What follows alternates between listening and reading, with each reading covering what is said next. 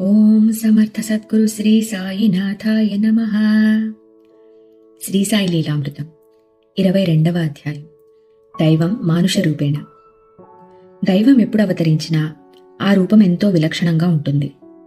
శ్రీరాముని రూపం పురుషులను కూడా సమ్మోహనపరిచేదట. శ్రీకృష్ణుని చూచి సర్వజీవులు తమను తామే మరిచేవట. దత్తావతారమైన సాయి రూపం కూడా అలానే ఉండేదిట. ఆయనను సగుణమేరు నాయక్ తన్మయుడై కన్నార్పకుండా చూస్తూ ఉంటే సాయియే పిచ్చివానిలా అలా చూస్తావేమి అనేవారు. దేనిమీద నిలువని మనస్సు సద్గురువు మీద నిలుస్తుంది. అదే ధ్యానమంటే. వారు మన మనస్సును, చిత్తాన్ని అంటే ఇతర ఆలోచనలను హరిస్తారు. సాయికి తమ గురువు దగ్గర అలానే జరిగేదిట. నేను ఆయన పాదాలొత్తాను. అవి చెప్పలేనంత మృదువుగా ఉన్నాయి. ఆయనెంతో ప్రసన్నంగా నవ్వారు. ఆ నవ్వు చూడటానికి షిరిడీలో ఎన్ని సంవత్సరాలైనా వేచి ఉండవచ్చు. నేను పరవశించి పిచ్చివానిలా కన్నార్పకుండా చూస్తూ ఉండిపోయాను. ఆయన ఈరోజు భక్తులందరిపైన యోగదృష్టి సారించారు. రోజంతా చెప్పలేని పారవస్యంతో గడిచిపోయింది అని కాపర్దే తన డైరీలో రాసుకున్నాడు. బాబాలో వర్ణించనలవిగాని ఆకర్షణ ఉండేది. ఆయన చర్యలు, ముఖవర్చస్సు చూస్తేనే ఆయన బ్రహ్మజ్ఞానిని తెలిసిపోతుండేది అంటాడు నృపతిపాట్. శ్రీసాయిని దర్శించినప్పటి తన అనుభవం హేమాత్ పంతు ఇలా రాశాడు. నేను షిరిడీలో దిగేటప్పటికి తాత్యాసాహెబ్ నూల్కర్ మసీదు నుండి తిరిగి వచ్చి, త్వరగా పద, భక్తులతో కలిసి బాబా వాడా మలుపు వద్దకొచ్చారు. ఆయన లెండికి వెళ్లకముందే పాద నమస్కారం చేసుకుందామన్నాడు. నేను త్వరగా బాబా ఉన్న చోటుకెళ్లి ఆ మట్టిలోనే వారి పాదాలకు సాష్టాంగ నమస్కారం చేశాను. అప్పటి నా సంతోషానికి అవధుల్లేవు. నానాసాహెబ్ చెప్పిన దానికంటే కూడా వారిలో ఎంతో ఎక్కువ గొప్పతనం కనిపించింది. వారి దర్శనమైనందుకు నా జన్మ ధన్యమైందనిపించింది. వారిని చూస్తూనే నా కన్నులు చెమ్మగిల్లాయి. ఆకలి దప్పులు అదృశ్యమయ్యాయి. నా జ్ఞానేంద్రియాలు స్థిరంగా నిలబడిపోయాయి. సాయి పాదాలు తాకిన మీదట నాకు కలిగిన అనుభూతి నా జీవితమంతటిలోకి మహాభాగ్యం. అప్పటి నుండి నాకు కొత్త జీవితం ఆరంభమైంది. నా మనస్సులోని సందేహాలన్నీ నశించాయి. అవధుల్లేని ఆనందం కట్టలు తెంచుకున్నది. సాయి సన్నిధి మన మనస్సు యొక్క స్థితిని మార్చివేస్తుంది. గత జీవిత స్థితులు అంతరించిపోయి ఇంద్రియ విషయాల పట్ల క్రమంగా వైరాగ్యం ఉదయిస్తుంది. కేవలం వారి దర్శనం వలన నేనెంతో పవిత్రుడనయ్యాను. సాయి రూపంతో కన్నులు నింపుకుంటే ఈ సృష్టి యావత్తు సాయి రూపంగా గోచరిస్తుంది. సద్గురువు అన్న మాట తలపుకు రాగానే శ్రీసాయియే మనసుకు స్ఫురిస్తారు. ఊది మన నొసట పెట్టి ఆశీర్వచనంగా తమ చేయి మన తలపై పెట్టినట్లు దర్శనమిస్తారు. నార్కే ఇలా రాశాడు. మొదట ఏప్రిల్ 1913లో నేను షిరిడీ వెళ్లాను. ప్రధానంగా నా దృష్టిని ఆకర్షించినవి వారి నేత్రాలు. అవి నన్ను అణువున గుర్చి చూచాయి. అప్పుడు చావడిలో కూర్చున్న బాబా ఆకారం నా హృదయంపై శాశ్వతంగా ముద్రించుకుపోయింది. ఇంకొంచెం వివరించమని అడిగితే శ్రీసాయి శరణానంద నాతో ఇలా చెప్పారు. సాయిబాబా 5.5 అడుగులు ఎత్తుండేవారు. ఆయన సన్నము కాదు, లావు కాదు. శరీర ఛాయ పచ్చని పసిమి. వారి కనుగుడ్లు నీలంగా ఉండి చీకటిలో మెరిసేవి. అది భక్తులెంతో విశేషంగా చెప్పుకునేవారు. ఆయన నవ్వెంతో మధురంగా ఉండేది. ఉద్ధవరాజ్ దేశపాండే ఇలా చెప్పాడు. బాబా దేహఛాయ ఎప్పటికప్పుడు మారుతుండేది. ఒక్కొక్కప్పుడు అప్పుడే తీసిన అరటి ఊచ మీద బంగారు రంగు ఎండపడుతున్నట్లుండేది. శ్రీసాయి యొక్క దివ్యలీలలు, మనోహరమైన వారి రూపము, అత్యంత పరిశుద్ధమైన సాధు జీవితము ప్రజలనెందరినో సుదూర ప్రాంతాల నుండి కూడా షిరిడీకి తరలివచ్చేలా చేశాయి. ధనికులిచ్చిన కాంకలతోనూ విలువైన వస్తువులతోనూ అక్కడొక సంస్థానం రూపొందింది. కాని బాబా మాత్రం తమ యొక్క ఫకీరు జీవితంలో ఎట్టి మార్పు రానివ్వలేదు. ఆయన తెల్లవారుజామునే నిద్రలేచి ధుని దగ్గర స్తంభానికి ఆనుకొని కొంతసేపు నిశ్చలంగా ధ్యాన నిమగ్నులయ్యేవారు. తర్వాత అక్కడే నిలిచి ఏవేవో భంగిమలు చేస్తూ నెమ్మదిగా యాదేహక్ వంటి అరబ్బీ పదాలు ఉచ్చరించేవారు. అప్పుడు తమ దగ్గరికి ఎవ్వరినీ రానిచ్చేవారు కాదు. ఈలోపు సేవకుడు మాధవ్ పస్లే మసీదు శుభ్రం చేసి బకెట్లతో నీరు పెట్టేవాడు. సాయి ఆ నీరు పుక్కిలించి కాళ్ళు, చేతులు, ముఖము ఎంతో నాజూగ్గా కడుక్కునేవారు. తర్వాత కొంతసేపు కన్నులరెమోడ్చి మౌనంగా కూర్చునేవారు. అప్పుడు దునిలో కట్టెలు సవరిస్తూ భక్తులతో ఆ ముందటి రాత్రి తాము ఎక్కడెక్కడి భక్తులను ఎలా కాపాడినది, మరణించిన వారి ఆత్మలను పైలోకాలకు తాము ఎలా తీసుకువెళ్లినది చెప్పేవారు. ఈ సమయంలోనే వేరువేరు భక్తులకు కలిగిన దివ్యానుభూతుల సంగతి బయటపడేది. ఒకనాటి రాత్రి బల్వంత్ అనే పిల్లవానికి కల వచ్చింది. కలలో జోగ్ అనే భక్తునితో పాటు సాయివారింటికి వస్తే బల్వంత్ భిక్ష ఇచ్చాడు. అది కలయే కదా అని ఎవరూ పట్టించుకోలేదు. కాని మరురోజు అతడు మసీదుకు రాగానే, బాబా, నిన్న మీ ఇంటికి వచ్చాను. భిక్ష ఇచ్చావు గాని దక్షిణ ఇవ్వలేదు. 25 రూపాయలు ఇవ్వు అన్నారు. బల్వంత్ దక్షిణ తెచ్చి సమర్పించాడు. మరొక రోజు ఖాపర్దేకు సాయి పదే పదే చిలిమందించారు.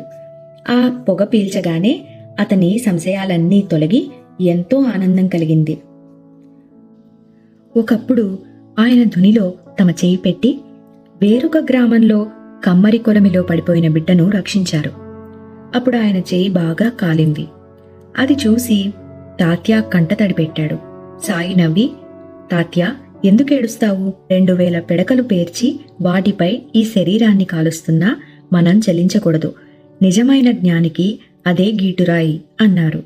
అప్పటి నుండి భక్తుడు కుష్ఠరోగి అయిన భాగోజీ వారి చేతికి నిత్యము నెయ్యి మర్తించి ఆకువేసి కట్టుకట్టేవాడు. అతను తన శ్రద్ధను కాపాడుకోవడానికి సాధనగా కాబోలు. ఆ గాయం మానిపోయాక కూడా బాబా యావజ్జీవితము అతని చేత ఆ సేవ చేయించుకునేవారు. అది పూర్తయ్యేసరికి ఉదయం 7:30 గంటలయ్యేది. మొదటి రోజులలో బాబా 3-4 రోజులకొకసారి ఈ సమయంలో బావి దగ్గరకు వెళ్లి కాళ్ళు, చేతులు కడుక్కొని నీరు పుక్కిలించి ఉమ్మివేసేవారు. కుష్ఠరోగులు ఆ నీరు వంటికి రాసుకునేవారు. ఎందరికో ఆ వ్యాధి తగ్గిపోయింది. తర్వాత భక్తులు 2 రాగి హండాలలో వేడి నీళ్లు, 2 బిందెలు చన్నీళ్లు మసీదులో పెట్టి చుట్టూరా తెరల్దించేవారు. సాయి ఆ నీరు కలుపుకొని సుమారు 1.5 సేపు స్నానం చేసి దుని దగ్గర నిలబడేవారు. సన్నిహిత సేవకులు వీపు, మెడ, తల తుడిచేవారు. యోగికి చన్నీటి స్నానము చేసి తీరాలన్న నియమము యోగశాస్త్ర గ్రంథాలు నిషేధించాయి. అంతేకాదు, ఎవరైనా స్నానం చేయమని చెబితే, నేనిప్పుడే కాశీకెళ్ళి గంగలో స్నానం చేసి వచ్చాను, మరలా ఇక్కడ స్నానమెందుకు అనేవారు. నిత్యము కాశీలో స్నానం చేయడం శ్రీ దత్తాత్రేయుని ఆచారం. అంటే తామే దత్తాత్రేయుడని ఆయన సూచించారన్నమాట. ఈ రీతిన ఒక్కొక్కసారి ఆయన 6 వారాల దాకా కూడా స్నానం చేసేవారు కాదు. స్నానమయ్యాక ఆయన ఒక రంగు వస్త్రం కట్టుకుని ఒక్కొక్కప్పుడు కఫ్నీ తడిపి దుని మీద ఆరబెట్టి తిరిగి తొడుక్కునేవారు. ఆ కఫ్నీ, తలకట్టు కూడా ఆయన కొన్ని నెలల దాకా మార్చేవారు కాదు. అవి మార్చదలిచినప్పుడు కాశీనాథుడనే దర్జీవాణ్ణి పిలిచి కొత్తది తెమ్మనేవారు. అతడు తీసుకురాగానే అది ధరించి పాతది ధునిలో పారేసి నమస్కరించేవారు. ఒక్కొక్కప్పుడు తమతో పాటు మరికొందరు భక్తులకు కూడా కఫ్నీలు ఇచ్చేవారు. ఆయన కఫ్నీ మార్చడం మరీ ఆలస్యమై పాతది చిరిగిపోయేది. అప్పుడు తాత్య ఆయన దగ్గర చేరి దానిని చూసే మిషమీద ఆ చిరుగులను ఇంకా పెద్దవి చేసేవాడు. అయినా ఆయన కొత్తది వేసుకునే బదులు మధ్యాహ్నం ఒంటరిగా ఉన్నప్పుడు ఒక ముళ్ళును సూదిగా చేసుకొని ఆ చిరుగులన్నింటికి మాసికలు వేసుకునేవారు. అలాగే ఆయనకు బుద్ధి పుట్టినప్పుడు బాలా అనే మంగలి చేత తన తల నున్నగా గొరిగించుకొని మీసం కోసుగా కత్తిరించుకునేవారు. దర్జీవానికి గాని మంగలివానికి గాని చేతికొచ్చినంత పైకమిచ్చేవారు. అయితే అదెప్పుడూ వారి పనికి తగిన కిరాయి కంటే ఎంతో ఎక్కువ ఉండేది. బాబా ఎంతో మితభాషి. ఎక్కువగా కన్నులరమోడ్చుకొని భక్తులు రాగానే ఒక్కసారి వారి కేసి చూసేవారు. పిల్లలతో వినోదంగా మాట్లాడేవారు. పసిపిల్లలను ఎత్తుకొని పలుకరించేవారు. ఒకసారి పక్క గ్రామం నుండి తరచూ షిరిడీ వచ్చే పిలాజీ గురవ్ తన 10 సంవత్సరాల కొడుకు తనతో కూడా వస్తానని మారం చేస్తే వాణ్ణి కొట్టాడు. గురవ్ షిరిడీ రాగానే బాబా కోపంగా, ఆ చిన్న వెధవను కొడితే ఊరుకోను, వాడు నీతో కూడా వస్తే నీదేం పోతుంది, ఈసారి వాణ్ణి కూడా తీసుకువస్తూ ఉండు అన్నారు. అప్పటి నుండి అతడు అలానే చేసేవాడు. సుమారు 9 గంటల ప్రాంతంలో బాబా ఎడమ భుజానికి 4 మడతలు వేసిన గుడ్డను జోలెగా కట్టుకుని కుడి చేతిలో రేకు డబ్బా తీసుకొని నిత్యము ఆ 5 ఇళ్ల వద్ద మాత్రమే భిక్ష తీసుకొచ్చేవారు.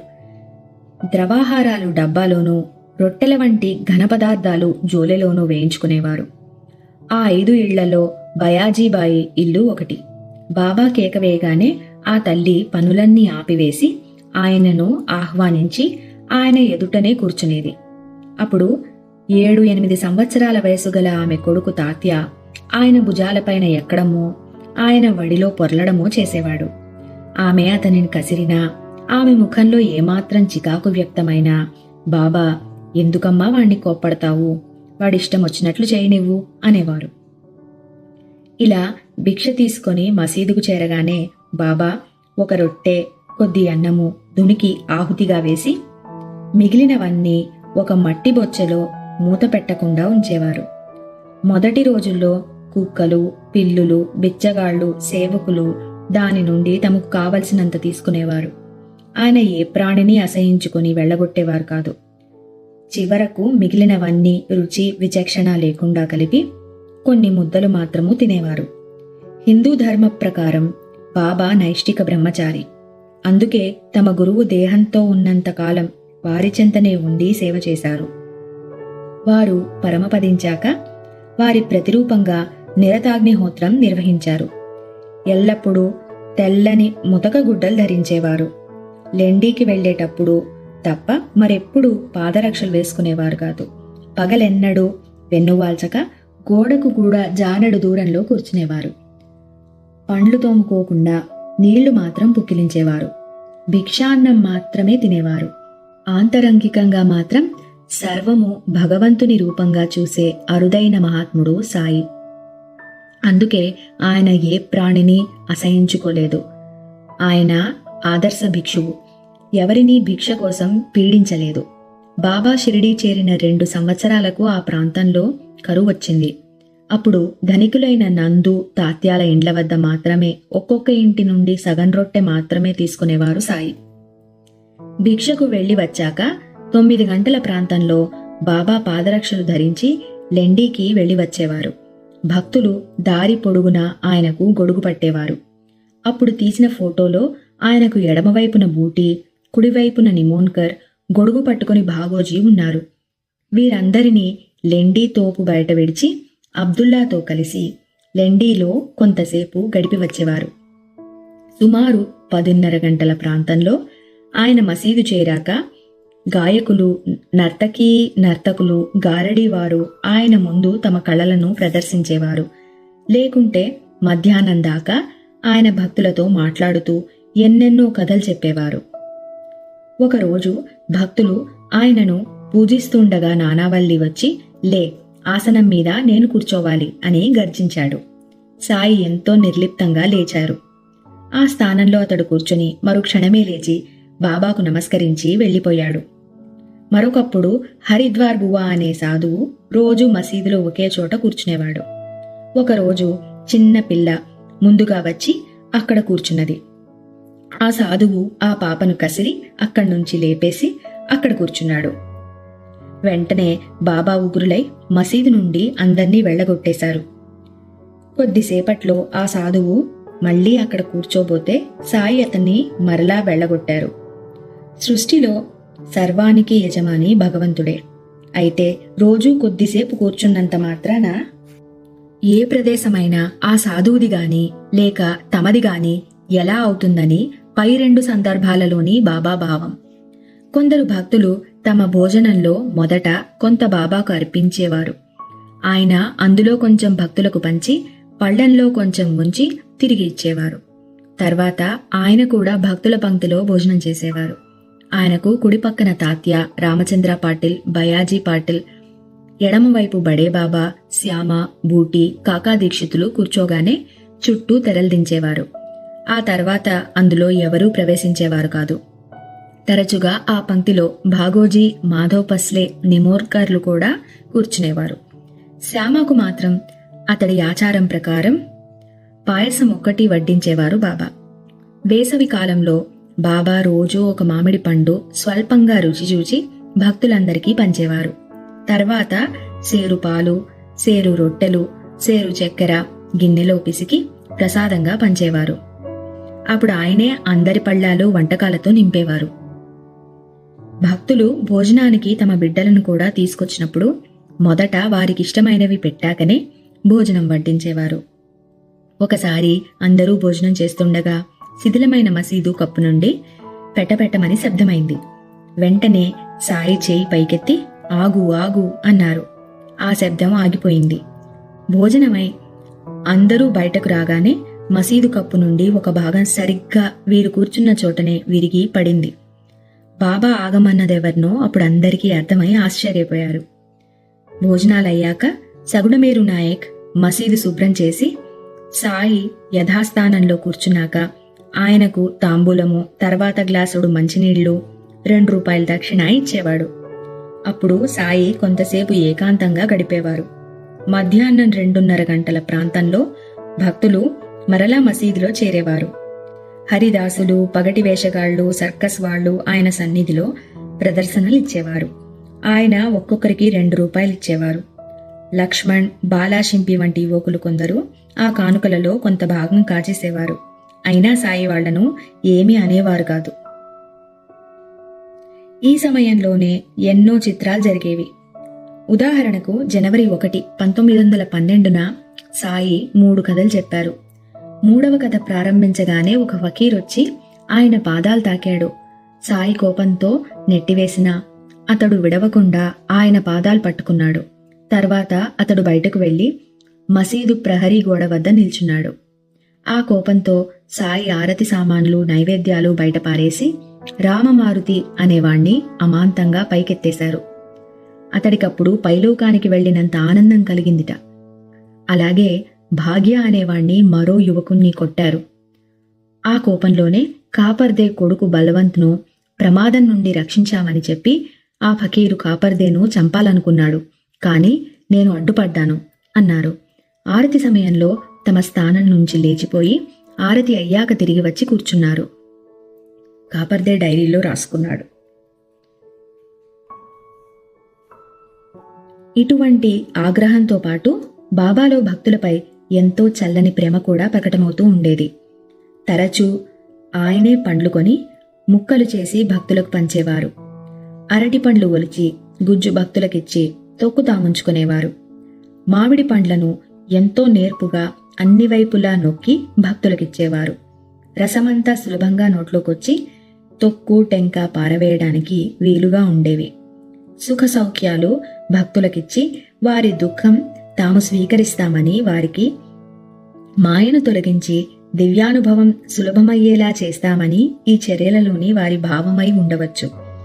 ఒక్కొక్కప్పుడు అదేమి చిత్రమో గాని ఆయన చెప్పిన కథలు వినిన భక్తులందరూ కూడా ఆ కథలను పూర్తిగా మర్చిపోయేవారు.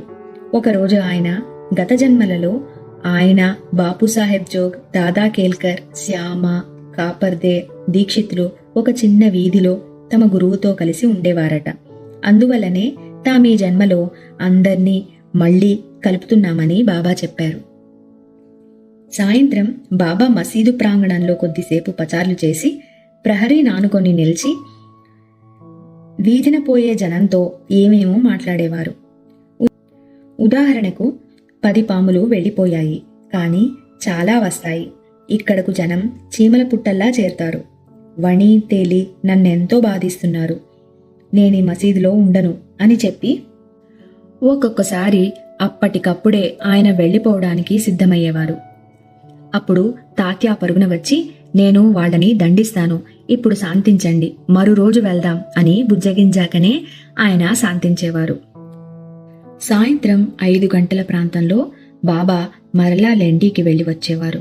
అప్పుడు పిలాజీ గురవ్ మసీదు ముందు సన్నాయి వాయించగానే ఆయన ఆవేశంతో వాడు నన్ను తిడుతున్నాడు అని అతని మీదకు కొట్టడానికి వెళ్లేవారు. అతడు చిక్కకుండా తప్పుకొని మరీ వాయించేవాడు. తర్వాత కొంతసేపు ఆయన మసీదుకు చావడికి మధ్య పచారులు చేసేవారు. తర్వాత 6 గంటలకు ఆరతయ్యేది. అప్పుడు కొంతసేపు సత్కాలక్షేపం జరిగేది. బూటి 1914లో ప్రఖ్యాత గాయకుడైన ఖాన్ సాహెబ్ గాన కచేరీ ఏర్పాటు చేశాడు. అందరూ మసీదు ముంగిట సమావేశమయ్యాక ఆ గాయకుణ్ణి మరాఠీలో భజనలు పాడమన్నారు బాబా. అతడు ఆయనకు నమస్కరించి తుకారాం రాసిన హేచీదాన్ దేగా దేవా అనే పాట ఎంతో మధురంగా పాడాడు. సాయి మంత్రముగ్ధులైనట్లు కన్నులు మూసుకొని శ్రద్ధగా విని, ఎంత చక్కగా పాడావు, ప్రసాదించకుండటం సాధ్యపడని దానినే కోరాడు తుకారాం అన్నారు. ఆ తర్వాత బాబా ఆ రోజు భక్తులు సమర్పించిన దక్షిణంతా అందరికీ పంచేసేవారు. ఆయన లెక్క పెట్టకుండా జేబులో చేపెట్టి చేతికొచ్చినంత ఇచ్చివేస్తున్నా ప్రతి భక్తునికి ఎప్పుడూ ఒకే మొత్తం ముట్టేది. ఇలా నిత్యము బడే బాబాకు 50 రూపాయలు, తాత్యాకి 35 రూపాయల నుండి బాగోజీకి 4 రూపాయల వరకు ముట్టేది. కొత్తవారికి వారికెంత అవసరమో అంతే ముట్టేది. శ్రీరామనవమి వంటి ఉత్సవాలలో దాదా కేల్కర్కు, బడే బాబాకు 2 నోట్ల కట్టలు పేదలకు పంచమని బాబా ఇచ్చేవారు. ఇలా ఆయన పనిచేసే దక్షిణ రోజుకు 500 దాకా ఉండడంతో బ్రిటిష్ ప్రభుత్వము పన్ను వేయదలిచింది. ఆ లెక్క వ్రాయటానికి హిందువునో ముస్లింనో నియమిస్తే పక్షపాతం చూపుతారని చక్రనారాయణ్ అనే క్రైస్తవుణ్ణి నియమించారు. ఆయన వైరాగ్యాన్ని గమనించి చివరకు అతడు కూడా భక్తుడయ్యాడు. ఇలా తనకున్నదంతా సర్వులకు ఇచ్చివేసి తను వారి ప్రేమపై జీవించే భిక్షువుగా మాత్రమే ఉండగలవారు నిజానికి భగవంతుడే, త్రిమూర్తి స్వరూపుడైన దత్తాత్రేయుడే. ఆయన కృతవీర్యుని కుమారుడైన అర్జునునికి సామ్రాజ్యమిచ్చి తాను సాధువుగానే ఉండిపోయాడు. ఆయన యొక్క అవతారమైన శ్రీ నరసింహ సరస్వతి కూడా ఒక రజకునికి మరుజన్మలో రాజ్యమిచ్చి తాను యతిగా ఉండిపోయారు. 3వ దత్తావతారమైన మాణిక్య ప్రభువు భారీ ఎత్తున దానధర్మాలు చేస్తూ కూడా ఫకీరులాగానే జీవించారు. 4వ అవతారమైన అక్కలకోట స్వామి పాదసేవ కోసం నాటి రాజులు పోటీ పడుతూ ఉంటే ఆయన మాత్రం ఒక మఠమైనా లేని అవధూతగానే జీవించారు. శ్రీసాయి కూడా ఇటువంటి మహారాజే. శిథిలమైన మసీదే ఆయనకు రాజభవనము. దునిలోని విభూదియే ఆయన యొక్క ధనం. చినిగి ఉన్న కఫ్నీయే చీనాంబరము. సట్కాయే ఆయన రాజదండము. తల చుట్టూ రుమాలే వారికున్న రత్నకిరీటము. భిక్షగాళ్లే వారి కొలువులోనివారు. ఆయన వద్ద ఎప్పుడు ఉండే ఇటుకరాయి, గోనెపట్టాలే వారికి దిండు, పట్టుపరుపులు. ఒక రేకు డబ్బా, కొద్ది మట్టి కుండలే వారికి స్వర్ణపాత్రలు. మసీదు ముంగిటనున్న పెద్ద రాయియే వారి సింహాసనము. పోని ఇంతటి దానకర్ణుడు ఎవరేమిస్తే అదల్లా తీసుకున్నారా? ఒకనాడు కొందరు బోయీలు పరదాలు కట్టిన పల్లకి తెచ్చి మసీదు ముంగిట దించారు. ఒక రాణిగారు ఒక వాసన కట్టిన బిందె మసీదులోకి పంపింది. దానిని విప్పి చూసిన భక్తుడు, బాబా, ఇది బంగారం అన్నాడు. సాయి తమ హృదయాన్ని చూపుతూ ఎగతాళిగా, బంగారం ఇదా లేక అదా అన్నారు. అతడు మైకంలోంచి మేల్కొని, మీరే అసలైన పెన్నిధి అన్నాడు. అయితే దానిని వెంటనే తిప్పి పంపివేయి అని ఆజ్ఞాపించారు సాయి. ఆ మహారాజు ముందు ఆ రాణిగారు బిచ్చగత్తెయే తుచ్చమైన బంగారం తీసుకుపోవలసి వచ్చింది. రాత్రి భక్తులందరూ భోజనాలకు వెళ్ళాక 9 గంటల ప్రాంతంలో తాత్యా తెచ్చిన రొట్టెలు తీసుకొని బాబా అతనికి 35 రూపాయలు ఇచ్చేవారు. ఈ వివరం అతడే ఇలా చెప్పాడు. రోజు రాత్రి పాలు, బెల్లంతో పాటు రొట్టెలు కాని, సంకటి ముద్ద కాని తీసుకువెళ్లి బాబా ముందుంచేవాణ్ణి. ఆయన కొంచెం తిని కొంచెం నా నోట్లో పెట్టి ఆ పాత్ర దూరంగా పెట్టగానే దానిని కోండ్యా ప్రసాదంగా తీసుకునేవాడు. తర్వాత అతడు కొన్ని కిళ్ళీలు సిద్ధం చేసేవాడు. సాయి వాటిలో కొన్ని తిని మిగిలినవి భక్తులకు విసిరేవారు. వాటిని భక్తులు ప్రసాదంగా తీసుకునేవారు. బాబాకు తాంబూలం అంటే ఎంతో ఇష్టం. రాత్రి పగలు కూడా వేసుకునేవారు. కొంతకాలం తర్వాత వాటిని రాధాకృష్ణ అయి సిద్ధం చేసేది. అవి తిన్నాక బాబా ఎక్కువగా మంచినీరు తాగేవారు. అప్పుడు పవ్వళింపు ఆరతి జరిగేది. భక్తులు తుకారాం, జ్ఞానేశ్వరుల ఆరతి పాడుతూ ఉంటే బాబా శ్రద్ధగా చేతులు జోడించి నమస్కరించేవారు. ఆరతి అవగానే బాబా పడుకునేవారు. మొదటి రోజులలో ఆయన ఎప్పుడూ ఒకే గోనెపట్ట పడగ్గా వేసుకునేవారు. పగలు దానిపైనే కూర్చునేవారు. కొంతకాలానికి భక్తులు సమర్పించిన దుప్పట్లు ఒకదానిపైనొకటి తామే పరుచుకుని పడుకునేవారు. కాని క్రమంగా ఆ సేవ భక్తులే చేయసాగారు. ఎక్కడ చిన్న మడత వచ్చినా వాళ్లు దుప్పట్లన్నీ తీసి సరిగా వేయవలసిందే. ఒకసారి దీక్షిత్ ఆయనకొక మంచం తెస్తానన్నాడు. మహల్సాపతిని కింద విడిచి నేను మంచం మీద ఎలా పడుకునేది? అతనిని దానిపై పడుకోమని నేను కింద పడుకోవచ్చు అన్నారు బాబా. అతడు వారిద్దరికీ చెక్క పలకలు ఇస్తానన్నాడు. కాని బాబా అంగీకరించలేదు. వారికి దోమల బాధ నివారించాలని దోమతెర కడదామంటే ఆయన ఒప్పుకోలేదు. ఒకసారి పట్టుదలగా కడితే ఆయన కోపంతో దానిని పీకి అవతల పారేశారు. అలానే తీవ్రమైన వేసవిలో ఆయనకు చల్లదనమివ్వాలని భక్తులు మసీదు ముంగిలి నీటితో తడిపేవారు. కాని సాయి ధునిలో ఎక్కువ కట్టెలు వేసి వేడిమి పెంచి దాని దగ్గర కూర్చునేవారు. అలాగే చలికాలంలో ఆయనకు మంచు సోకకుండా మసీదు ముందు భాగానికి రాత్రి సమయంలో భక్తులు దట్టమైన గుడ్డ వేలాడదీసేవారు.